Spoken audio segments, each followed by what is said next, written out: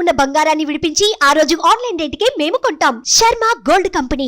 నమస్తే, మీరు చూస్తున్న సుమన్ టీవీ. నేను మీ కీర్తి. సెప్టెంబర్ 16 తారీఖు నుంచి 30 తారీఖు వరకు ఏ రాశుల వారికి ఏ విధంగా ఉండబోతుందో మనకు తెలియజేయడానికి ప్రముఖ ఆస్ట్రాలజర్ బ్రహ్మశ్రీ నందిబట్ల శ్రీహరి శర్మ గురువు గారు ఉన్నారు. నమస్తే గురుగారు. వాగర్థావివ సంపృక్తౌ వాగర్థ ప్రతిపత్తయే జగదః పితరౌ వందే పార్వతీ పరమేశ్వరౌ. ఆదిత్యాయ చ సోమాయ మంగళాయ బుధాయ చ గురు శుక్ర శనిభ్యశ్చ రాహవే కేతవే నమః. శృంగేరి జగద్గురు పీఠాధిపతులకి, కంచి పీఠాధిపతులకి నమస్కారములు తెలియజేసుకుంటూ కార్యక్రమాన్ని ప్రారంభిద్దాం. గురుగారు, ధనస్సు రాశి వారికి సెప్టెంబర్ 16 నుంచి 30 తారీఖు వరకు ఎలా ఉండబోతోంది? సెప్టెంబర్ 16వ తారీఖు నుంచి 30వ తారీఖు వరకు ధనుసు రాశి వారికి ఏ విధంగా ఉండబోతుందో తెలుసుకునే ముందు గ్రహ సంచారం తెలుసుకుందాం. రాశి నుంచి 3వ ఇంట శని వక్రీకరించి 4వ ఇంట రాహువు, దశమ స్థానంలో రవి, కేతువు, లాభస్థానంలో శుక్రుడు 20వ తారీఖు నుంచి ప్రభావం ఉంటుంది. అలాగే నవమ స్థానంలో బుధుడు మరియు సప్తమ స్థానంలో కుజుడు, షష్టమ స్థానంలో గురువు. వెరసి ఇక్కడ ప్రధానంగా ఈ ధనుసు రాశి వారికి గతంలో ఉన్నటువంటి కంటే కూడా కొంత ఇబ్బందికర పరిస్థితులు అనేటివి ఎక్కువగా ఉంటాయని చెప్పవచ్చు. గత 15 రోజులుగా ఉన్నటువంటి పరిస్థితి కంటే ఇప్పుడు పరిస్థితి కాస్త వ్యతిరేక ఫలితాలు పొందే అవకాశాలు గోచరమవుతున్నాయి. కాబట్టి జాగ్రత్తలు పాటించండి. ఎందుకనంటే ఇవి ప్రధానంగా ఈ రాశి ఫలితాలు అనేటువంటివి మన దైనందిన జీవితంలో ఎలా ఉండబోతుందని తెలుసుకోవడం కోసం, అంతే తప్ప సమస్యలను చెప్పగానే భయపడడం, సమస్యలు లేవనంగానే ఆనందపడడం కాదండి. సమస్యలు వచ్చినప్పుడు ఆ సమస్య నుంచి ఏ విధంగా బయటపడాలో ఆ మార్గాన్ని మనం అన్వేషించుకోవాలి. సమస్యలు వచ్చే రోజులు తెలుసుకోవడం కూడా మనకు ఒక రకంగా జ్యోతిష్య శాస్త్రం ద్వారా వచ్చే విజ్ఞానం అని చెప్పవచ్చు. కాబట్టి ఈ విజ్ఞానాన్ని మనం తప్పు పట్టడము, మూఢనమ్మకంగా తీసుకోకూడదు. ఎందుకనంటే చాలామందికి సమస్యలు వస్తున్నాయనగానే ఇక చాలామంది బాధపడిపోతుంటుంటారు. ఎప్పుడు ఇంతేనా అంటుంటారు. కాదండి, దానికి పరిష్కార మార్గం కూడా మనకు అందులోనే ఉంటుంది. తాళం ఉన్న తర్వాత తాళం చెవి కూడా ఉంటుంది. ఇక గమనించుకున్నట్లయితే ప్రధానంగా ఈ యొక్క రాశి వారికి గ్రహ సంచారము అనుకూలంగా లేదు. పైగా గ్రహ బలం కూడా అనుకూలంగా లేని కారణం చేత సమస్యాత్మకమైనటువంటి ఇబ్బందికర పరిస్థితులు ఎక్కువగా ఉంటాయి. ధైర్యముతో, ఆత్మవిశ్వాసంతో ముందడుగు వేసి సమస్యల నుంచి పరిష్కరించుకునే విధంగా, లేకపోతే మనము సమస్యలు అనేటువంటివి ఉన్నప్పుడు ఆ సమస్యల్ని మనం దాటవేసే ప్రయత్నం చేసుకోకూడదు. సమస్యల్ని అధిగమించుకోవాలి. ఇది గుర్తుపెట్టుకోండి. ఎందుకు ఇంత ఈ విధంగా చెప్తున్నా అంటే ఇక్కడ గ్రహ సంచారం అనుకూలంగా లేదు. ఎన్ని ప్రయత్నాలు చేసినా ఆ ప్రయత్న ప్రభావంలో మీకు అనుకూలత లేకపోవడంగా, ప్రతికూలతలు అధికంగా ఉన్నటువంటి కారణం చేత విసుగు అనేటువంటిది ఎక్కువగా వస్తుంది. జీవితం ఇంతేనా అన్నట్టు అనిపిస్తుంది. కానీ ఏమాత్రం కూడా భయపడకండి. కాలానికి ఎదురెళ్ళొద్దు. కాలానికి మనం ముందుకు వెళ్ళాలి. కాలంతో పాటే మనం నడవాలి. భవిష్యత్తు ఇప్పుడు కష్టాలు పడుతుందంటే రేపు భవిష్యత్తు బాగుంటుంది. ఎందుకనంటే ఈ యొక్క ధనుసు రాశి వారికి సెప్టెంబర్ 16వ తారీఖు నుంచి 30వ తారీఖు వరకు గ్రహబలం లేదు, గ్రహ సంచారం అనుకూలంగా లేని కారణం చేత ఎటువంటి నిర్ణయాలు తీసుకున్నా అవి భవిష్యత్తులో మిమ్మల్ని నెగిటివ్గా తీసుకువెళ్ళే అవకాశాలు ఉన్నాయి. కాబట్టి జాగ్రత్తలు పడండి. ఏదైనా ప్రధానమైనటువంటి జీవిత నిర్ణయాన్ని తెలుసుకునే ముందు 1కి 2 సార్లు ఆలోచిస్తే కానీ నిర్ణయం తీసుకోకపోవడమే చాలా మంచిదనే విషయం గమనించుకోవాలి. వివాహ ప్రయత్నాలు వాయిదా వేసుకోవడమే చాలా మంచిదనేటువంటి విషయాన్ని గమనించుకోవాలి. కాకపోతే ఒక అదృష్టం ఏంటంటే కుజగ్రహ ప్రభావం అనేది ఉండడం వల్ల నిండైనటువంటి ఆత్మవిశ్వాసంతో మీరు ముందడుగు వేస్తారు. ఆత్మవిశ్వాసాన్ని ఎక్కడ తగ్గకుండా మీరు ప్రయత్నం చేయండి. అన్ని రకాలుగా బాగుంటుందని చెప్పవచ్చు.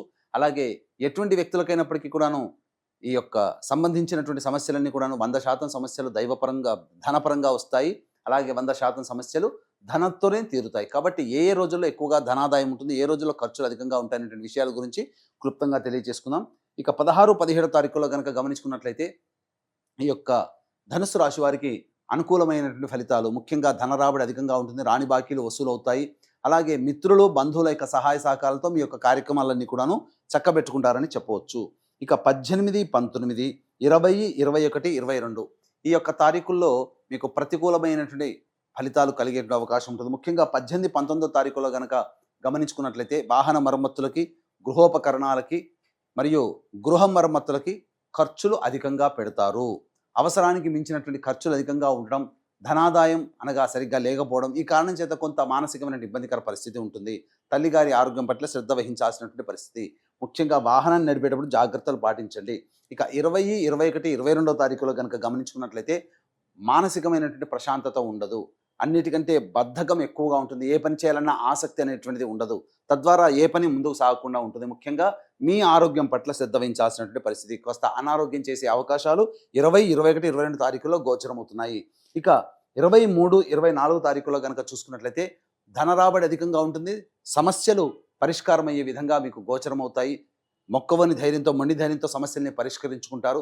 ఒక అమితమైనటువంటి సామర్థ్యంతో మీరు పనిచేస్తారు. తద్వారా మీకున్నటువంటి సమస్యలు పరిష్కారం అవుతాయి. డబ్బు కూడా మీకు చేతికి అందుతుంది.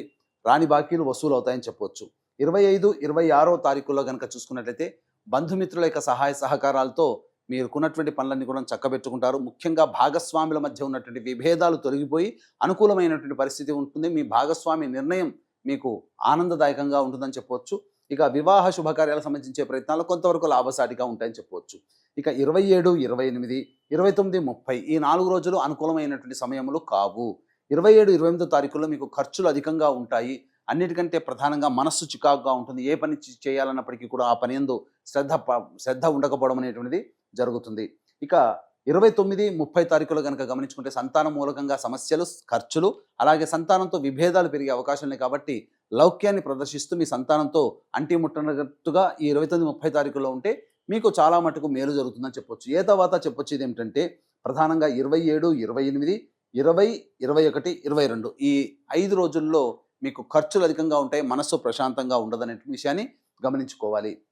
అయితే ప్రధానంగా ఈ యొక్క ధనుసు రాశి వారికి ఎటువంటి ఏలినాటి శని దోషం కానీ, చంద్రగ్రహణం వచ్చే సెప్టెంబర్ 18 తారీఖున వచ్చే చంద్రగ్రహణ దోషం కానీ లేకపోయినప్పటికీ గ్రహ సంచారం అనుకూలంగా లేని కారణం చేత ఇబ్బందికర పరిస్థితులు. కావున ఈ సెప్టెంబర్ 18వ తారీఖు రోజున ఏర్పడుతున్నటువంటి గ్రహణ సందర్భంగా కుంభమీన, మేష, మిథున, కర్కాటక, కన్య, వృశ్చిక రాశిలో జన్మించినటువంటి వారికి గ్రహణ దోష పరిహారార్థమై చంద్రగ్రహణ దోష నివారణ హోమాలు మరియు విద్య, వివాహ, ఉద్యోగ, దాంపత్య, అనారోగ్య సమస్యల నివారణకి 18 రకాల హోమాది కార్యక్రమాలు కేవలం 17,100 రూపాయల రుసుముకి చేయించడం జరుగుతుంది. అలాగే సెప్టెంబర్ 25, 30 తారీఖుల్లో పితృపక్షాలలో పితృదోష నివారణ కార్యక్రమాలు జరిపించబడుతున్నాయి. పితృదోషం వేరు, పిండ ప్రదానము వేరు.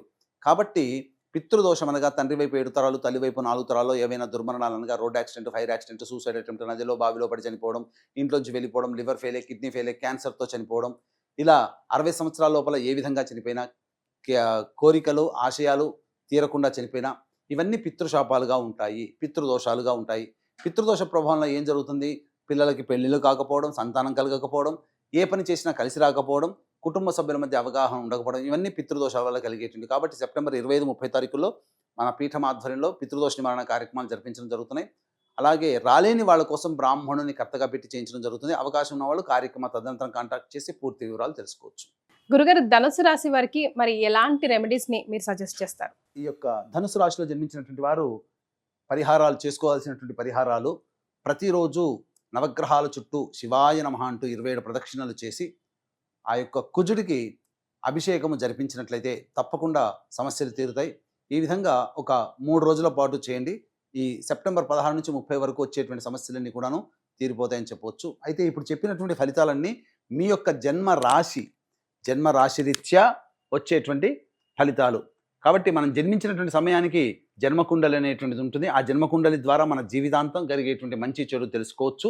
కాబట్టి మీరు సమస్యలు అధికంగా ఉన్నాయంటే దగ్గరలోని మంచి ఉపాసనా పరులైనటువంటి జ్యోతిషుని సంప్రదించి ఆ యొక్క జన్మకుండలి చూపించుకొని పరిహారాలు పాటించినట్లయితే ఇంకా మెరుగైన ఫలితాలు పొందుతానని చెప్పడంలో ఏమాత్రం సందేహం లేదు. రైట్, చాలా సంతోషం గురుగారు, ధన్యవాదాలు. సర్వం శ్రీ ఉమామహేశ్వర పరబ్రహ్మార్పణమస్తు.